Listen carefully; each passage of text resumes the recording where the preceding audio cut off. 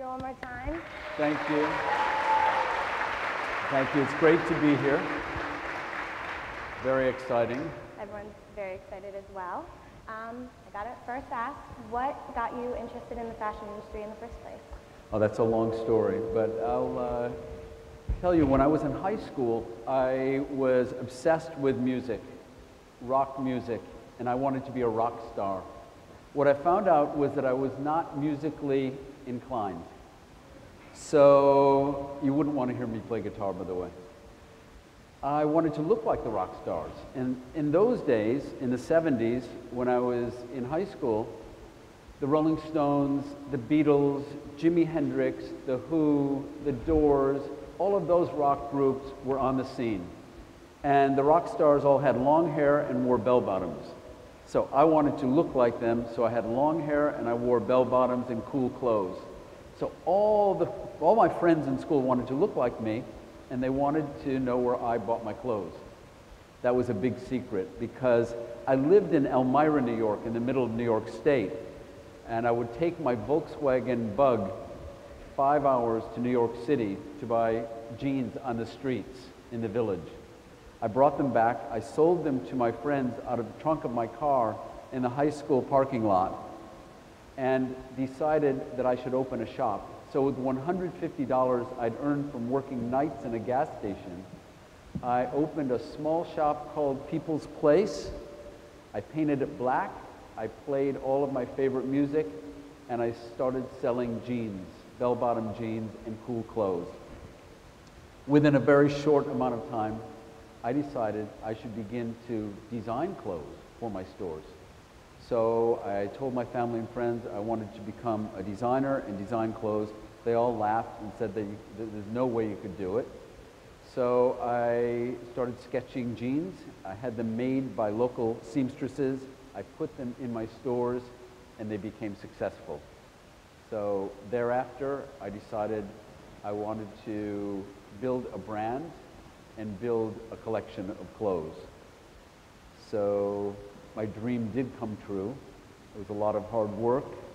A lot of times I reached obstacles and roadblocks, but I kept going. A lot of people asked me what kind of advice I would give students, and I would say never give up, for sure. So that's really how I started my career.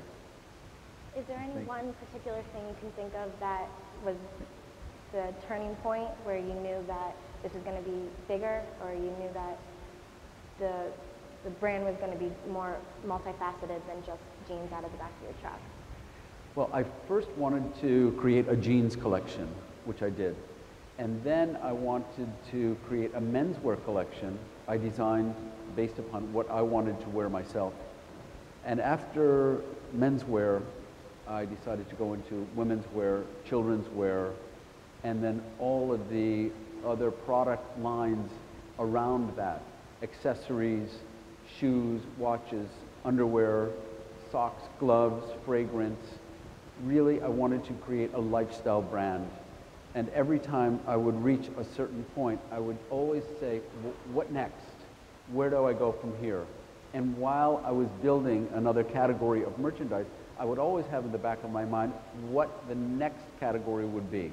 And I would begin to study it, and I would imagine in my mind what it should look like, and then I would figure out how to execute it and how to either design it and manufacture it myself, or design it myself and then have it manufactured by someone else who would know more about manufacturing than I.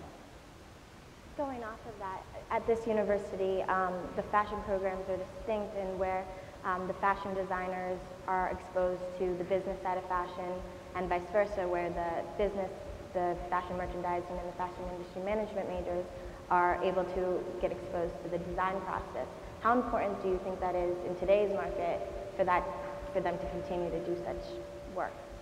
Well, I think the most important thing is that there is a balance between design and business, or what is commercial and what is art. And I think that the most successful designers in the fashion world, at least, and probably the architectural world and other worlds, have to really understand how to balance both, because I have friends who are designers who are very creative and very artistic, but they don't have any business sense and they're not successful. I have friends who are business people and don't really have a creative point of view, and they're not as successful as they could be. So I think being able to blend both and to figure out the balance of both is very important. And I think as mundane as it is sometimes to think that you would have to learn something you don't know or learn something that you might not ever use as a profession, it sounds very boring. But I think that if you figure out that at the end of it, the balance between both is so important, you'll try to learn what you don't know and what doesn't seem too interesting to blend with what you do know.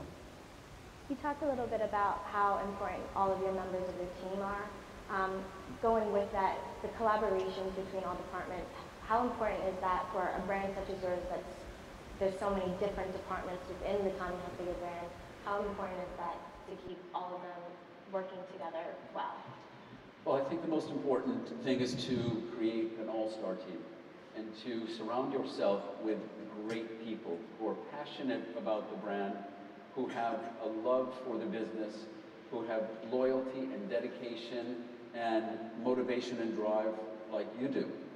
And I think the faster one can surround himself or herself with an all-star team, the faster success will come. I've been fortunate enough to put an all-star team together around me. And recently, as Alan said, we were acquired by PVH, and PVH is made up of an all-star team, such as Alan. So I feel that it's like a quarterback on a football team without a team. You have nothing without the team. And I really believe that in this business, if you have teams set up around you to not only execute the vision, but to follow through on retail, wholesale, marketing, finance, distribution, IT, supply source, and anything that has anything to do with growing the business, you'll be much better off. With your brand being so global as it is, do you design or market differently for other countries, or is the Preppy all-American style pretty popular everywhere? Well, I will say that the Preppy style is as big in Tokyo as it is in Rio, as it is in Dublin, or even Minneapolis. But it's different in all of those countries because in Japan, they wear a lot of pattern and a lot of bright colors. In Germany, they wear heavier fabrics, they wear darker colors, they wear a different type of silhouette. So we alter and adjust per region, which is something a lot of companies don't do. But we think it's very important to listen to the region and listen to the consumer in the region, and therefore somehow serve that customer with the desires that will motivate these consumers to buy. For the students that are sitting in the audience, they're the students that are going to be going into the industry. What do you think are the necessary skills that they should be prepared with when coming into the 21st century that we are? Well, I think the skills you're learning here will serve you forever. I've just had a tour of the campus, and I have to tell you, I'm extremely impressed. And I've visited all of the other design schools, from the Parsons and the FITs to the RISDs, and I have to say I'm incredibly impressed. I'm impressed with the breadth of it all. And I was impressed seeing industrial design. I'm impressed with seeing animation, but I'm impressed with the depth and the strength of the fashion. And I think that when you students graduate and you have that experience of actually making clothes, starting with making the sketches, the patterns, sewing, finishing, creating and developing unique product, you'll take that with you forever. But at some point in time, you have to decide where you're going to end up in the business, which lane you're going to take.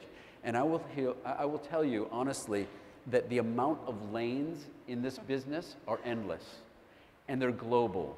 So you can pick your lane, and while you're halfway through the lane, if you want to switch lanes, it will not be difficult to do because you'll probably be with a great company with many, many lanes and many, many opportunities. But I would say that if you take the idea that you should never give up, and you take the idea that dreams do come true, I think you'll all make it in the world of fashion and in the world of art somehow. I really do believe dreams come true, because I am from a family of 9 children from a very small town, Elmira, New York, as I said before, in the middle of New York State.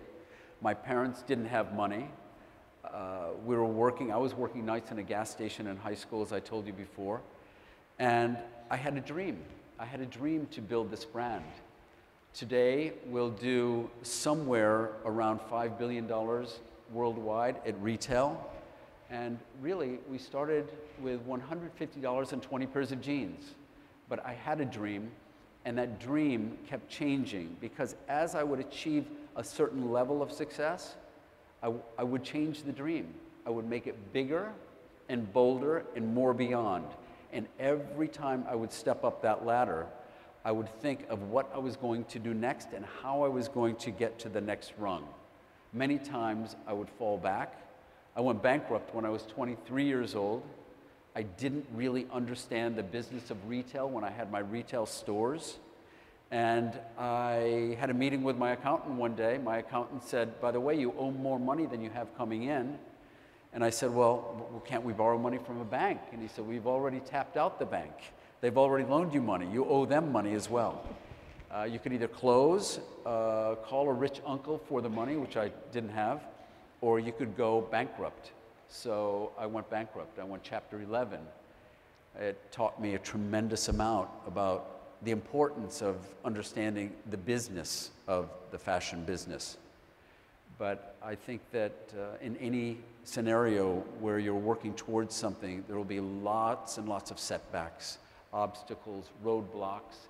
And I really believe successful people find a way either through the roadblock, around it, over it, under it, but you have to figure out how to get to the other side. And I think the very resourceful people will figure that out. And once you do that a few times, then you'll realize you can get through anything. Right. Is there any one person that you can think of that was a great influence on you during your career, even looking back to the very early stages of it? Well, I've always looked at competition, and I've always thought that the competition out there will keep me on my toes. So I look at someone like Giorgio Armani or Karl Lagerfeld, and I think, okay, these guys are kings in the industry, and they have withstood economic downturns, trend lapses and relapses, and if they can do it, I can do it. And I think that if I were to pinpoint inspiration, I would also look at people who have succeeded in life. I mean, I look at Mick Jagger, who is and has been still touring with his band, the Rolling Stones, for over 45 years. And I look at people like John F. Kennedy and Martin Luther King Jr., and I look at people who have been stalwarts in the industry, and I think that if they can do it, I can do it. Is there any inspiration that you look to that you know that brings you back to what you do next? Is there, like, do you go back into your archives? Do you look at do you get inspired by other people's designs, or is your inspiration something that just happens one day, that you wake up and it just... Well, I've always been inspired by American classics, whether it's looking at an old movie and being inspired by what James Dean was wearing, or Grace Kelly, or an American icon somewhere along the road. But I wanted to create new American classics. I wanted to recreate the classics in a way that was never done before. So in 1984, I emptied out my closet and I looked at the most boring clothes you could ever imagine. My old Brooks Brothers button-down shirts and chino trousers, the fit was wrong, the sizing was off, the color wasn't right, the size and shape of the collars were wrong, the pocketing was wrong. So I decided to redesign and recreate all of the classics. I made them relaxed, oversized, colorful, detailed, twisted and changed in many different ways, and I wanted to make them simply cool. So I recreated the American classics at that time. And I won't say that I reinvented the wheel because, you know, we're talking about trousers and shirts and jackets and sweaters that exist already, but they didn't exist in the way that I was about to change them. And I've always evolved the look over time, but I always go back to the archives and I decide how to make it relevant for today. And I was telling someone earlier, I had the opportunity to spend time with Karl Lagerfeld, and I was asking Karl Lagerfeld how he became so successful with Chanel, one of the world's greatest designer brands. And he said it was very simple. I went back to the Chanel archives and I took everything out of the archives and I made it relevant for today. So sometimes it's not about designing something from scratch and creating something from nothing, but it's about redesigning what existed before, but in a new way. Do you believe that's why in an industry where things are always changing and trends are changing every season, that the preppy, you know, classic American style has still lived on, especially within your brand? Well, preppy is a certain look, a certain attitude, a certain idea. And preppy is really very classic. But there's preppy boring, and there's preppy stodgy, and there's preppy, I would say, old-fashioned, and preppy new-fashioned. And I like to think that we're preppy for now. And preppy is a look that is accepted worldwide. You can wear it to school, to work, to dinner, for sports, for spectating, whatever you really choose. And it is something that, it is a look that crosses all generations.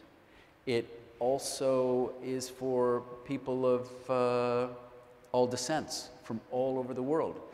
I was in India a year ago, and all of the students at the Delhi University were all preppy, but preppy in a very different, cool way, and preppy in a way that I'd never imagined it. It was preppy rock and roll. They were wearing skinny black jeans, they were wearing bright colors on the top, motorcycle jackets. Wow. And I was in London 2 weeks ago, and preppy in London is very different again. It's very quirky and very different. So it can have many different personalities, and that's why I like to use it as my canvas. Where do you see the fashion industry in 10 years? Fashion industry in 10 years. I would say that the fashion industry is always evolving, but people will always want brands. They'll always want status brands, and they will always want designer brands with a person or personality behind the brand, because I think that they feel then there's a lot of thought that goes into the product. I think that there will be new innovation in fabrication, but I think that vintage keeps coming back as well. So people will look at the past, try to reinvent it, try to change it, try to evolve it, try to adjust it. And I think that there will be a recycling of what has already been seen, but done in a new way. But it's exciting because it's always changing.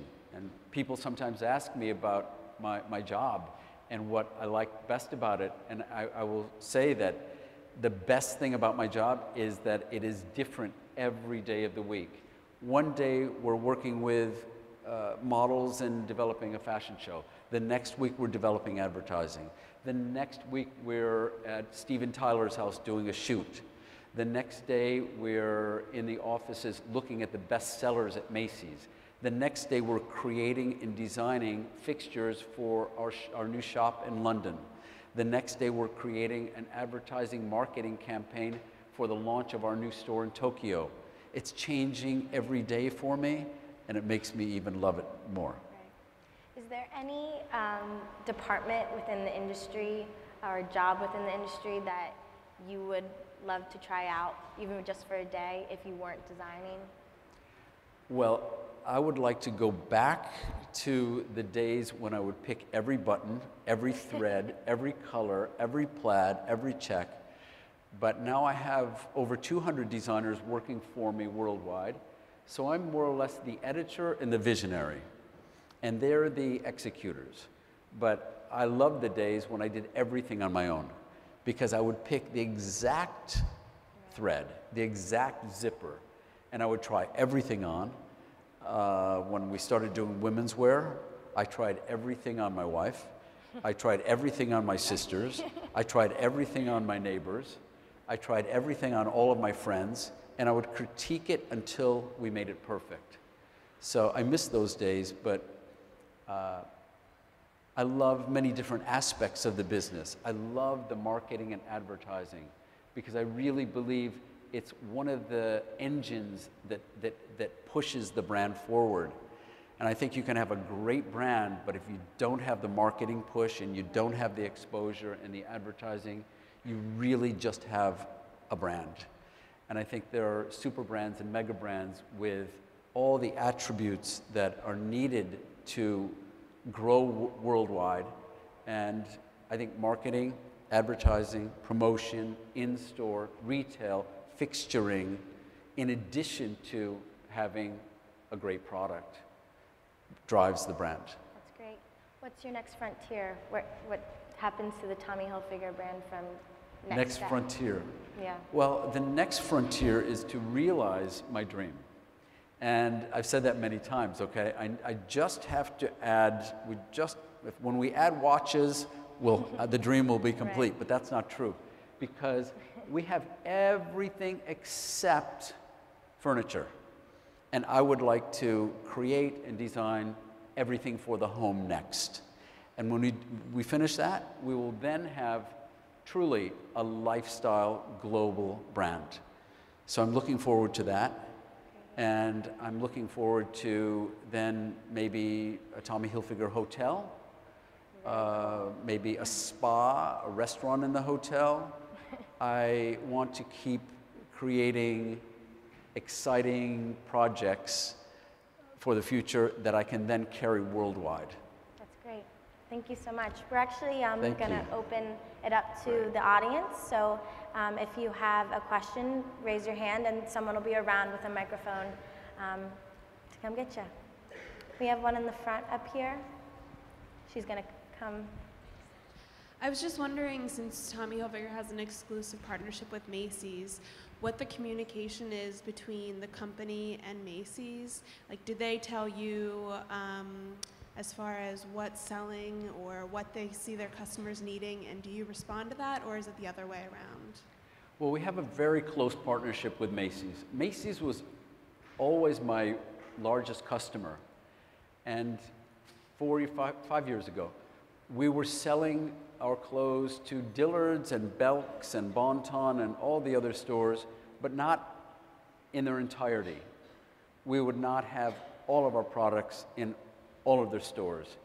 So we decided to figure out how to create an exclusive partnership with Macys, whereby we would have all of our products in all of their stores and have the best locations in their stores and have their windows in most stores most of the time, and really take advantage of a true partnership. So we work it as a true partnership where they give us selling on what colors, what sizes, what price points, what patterns sell. And that's very informative, because we have not only that information, but we also have information coming from our consumers via Facebook, MySpace, Twitter, social networking. And we put that into a blender, and we figure out that if certain shapes and sizes and colors sold last season, okay, what about next season? Where will that evolve to? So we're continually analyzing with them and for them. Other question? There's one right over here. When you went bankrupt when you were 23, what did you do to start your company again? I went Chapter 11, and Chapter 11 allowed me to stay in business, but I had to pay my suppliers as I went along with cash. So I had 8 stores at the time. I closed 6 of them, so I kept 2 stores, and I ended up selling my stores, moving to New York, and designing for a number of different people so I could learn about the design business. And I went to work for a company called Jordache Jeans, and that was very exciting because Jordache Jeans in the late 70s were the coolest jean company, and I convinced them that they needed a whole collection of jeans and tops and jackets and things to go with the jeans. So they sent me to Hong Kong, which I thought was fantastic because most of the manufacturing was being done in Hong Kong at the time, and I wanted to learn how it was done. So I spent 2 weeks in Hong Kong, designed a whole collection, came back, showed them the collection, and they fired me.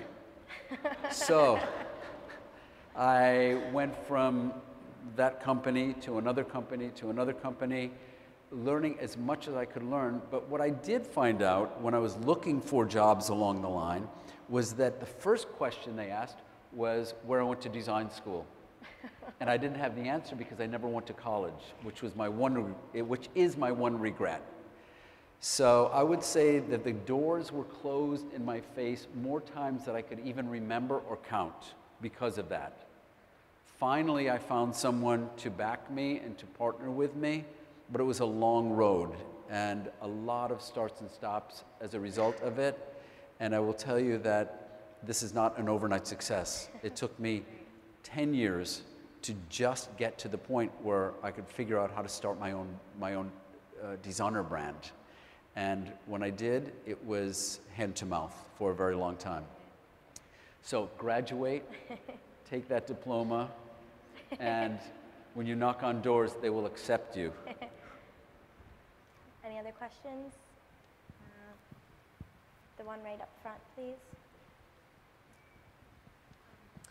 I know that some fashion brands don't do advertising at all. They just sort of go out and they think, it may not, it might hurt, it might harm them, but it also might help them. How important do you think advertising is specifically geared to a fashion brand? Well, I think there are fashion brands and fashion brands and fashion brands. I'm in an arena with the mega brands, so I have to compete with them, and I have to advertise not dollar for dollar, but I have to advertise in a big way because they're advertising in a big way. Then there are other brands who don't advertise. They're smaller brands, many of them are very successful, but when you're over $1 billion in wholesale sales, then you're sort of in the mega league and you have to do what the competition does. So if I were not to advertise, I would say my sales would tremendously drop to the extent that maybe PVH wouldn't want to hold on to my brand any longer. So I think that small brands obviously can't afford to advertise, so they have to be creative in their marketing. And maybe they have to hold charity fashion shows or find the right celebrity or figure out a way to expose themselves. Thank you. Another question? There's one over here. Yeah. We hear all the time that in the fashion industry, it's all about who you know rather than what you know. Do you agree with that statement? I don't believe that, but I will tell you that it helps. However, when I moved to New York City in 1979, I came from a town of 25,000 people, no education, didn't really know anybody, and I believe it is not necessarily who you know, but I really believe with a diploma from a school such as this, it will open a lot of doors for you in this industry. Going off of that, how important are internships, do you think? Internships are tremendously important. If you have the opportunity to intern for a company, any type of fashion company, you will learn a lot. And it goes a long way on a resume. Great. So another question? Yep. Hello, Mr. Hilfiger. Hi. I just wanted to know, you said you had started selling your jeans out of the back of your vehicle. Whose names did you use? Were there any labels back then that you specialized in or fashioned your jeans after? Well, I would sell landlubber jeans, landlubber bell-bottoms, way before your time. But they were the cool jeans at the time. But then I bought Levi's, and I used to decorate Levi's. So I had my friends and seamstresses sewing leather patches and fringe and studying them and doing all sorts of different things to Levi's. So I would redesign what existed already many times. But we would call it, at that time, embellishment. And in 1973, when I started designing jeans, they were all in dark denim. So one day, I took the dark denim jeans to the local laundromat, and I put Clorox and sticks and stones and bricks into the wash. And I created what was later known as stonewash jeans. And much to the dismay of the laundromat owner, I created a look that my customers loved because it took new jeans and made them look old and beat up, and really started a trend back then of sort of hippie-looking cool jeans. That's great. So another Thank question? you. There's one right here in the middle. You mentioned fame earlier and celebrity, and I know you also talked about how with your ads you went into the Hilfiger family ads and you kind of wanted to do something new, but is there one celebrity or one star right now that really inspires you or that you would like your brand to work with somehow? I think today we're living in such a world of celebrity. There's so many celebrities who mean so many different things to many different people. Some negative, some positive. I wouldn't say that there's one celebrity today that I would look at as being inspirational for my brand, because I think it's known that designers pay celebrities now. And years back, when celebrities were wearing the clothes, you would think that they were wearing the clothes because they really liked them. But now it's become an agent game. So the agents for the celebrities are basically brokering deals with designers for their celebrities to be paid to wear the clothes. So I don't know that what they're wearing has a lot of relevance on what we're doing today. This one right here at the corner. What advice could you give to students coming out of high school trying to get into the fashion industry, being as though the fashion industry is hard to get into? I would say that if you have an opportunity to come to a design school, you can begin your freshman year learning the basics in, I think you call it the fundamental program. Right, doctor? And then decide which lane you want to take thereafter. Even if you sign up for a major, I think that they allow you to change, which is great about this school and other design schools, is because you then can feel out what you really want to do.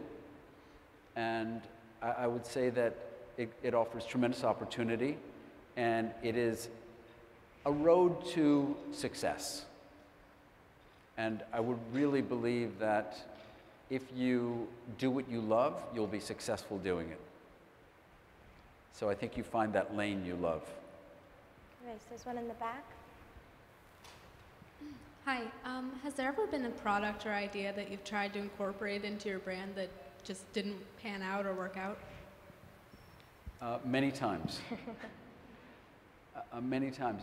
In the 90s, there was a very minimalistic modern trend going on with Prada and Gucci and Calvin and a lot of other brands.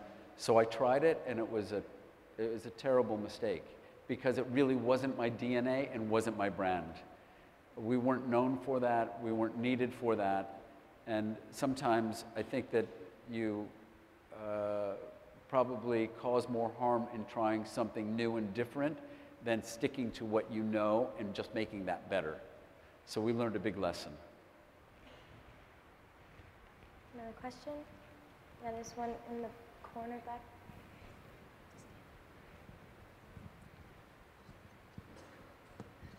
Thank you for being here. Actually, I have a personal career searching question. I major in textile engineering, so I have a good understanding of textile raw materials and the manufacturing process or structures or properties, more like a scientific part. So I actually like clothing a lot. I want to work in an apparel company. So what do you think, is there any potential position for me, in our major, people can do in an apparel company? I think, if I understand the question properly, you could go to work for an apparel company that is what they call a vertical company.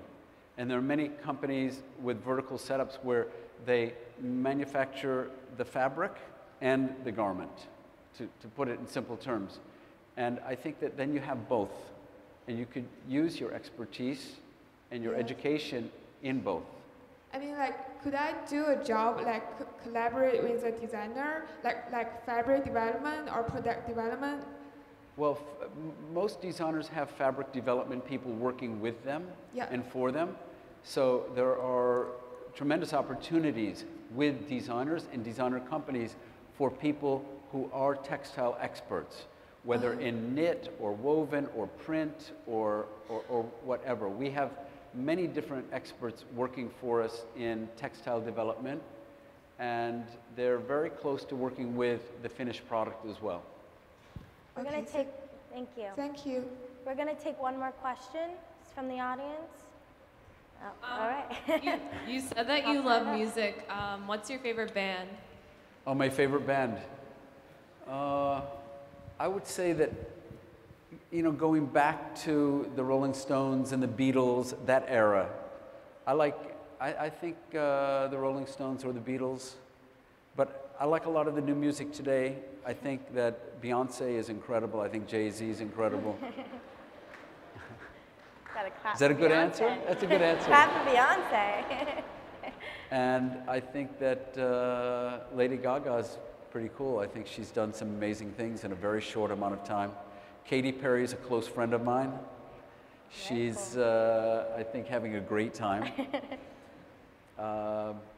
Vampire Weekend. There are a lot of great bands out there. And we sponsored a concert by The Strokes recently and packed the Lincoln Center with lots of fans. Very cool. So I'm very involved in music and the music business, and it's just a personal passion of mine. Great. Thank you so much. Thank you. I really appreciate it. Thank you very much.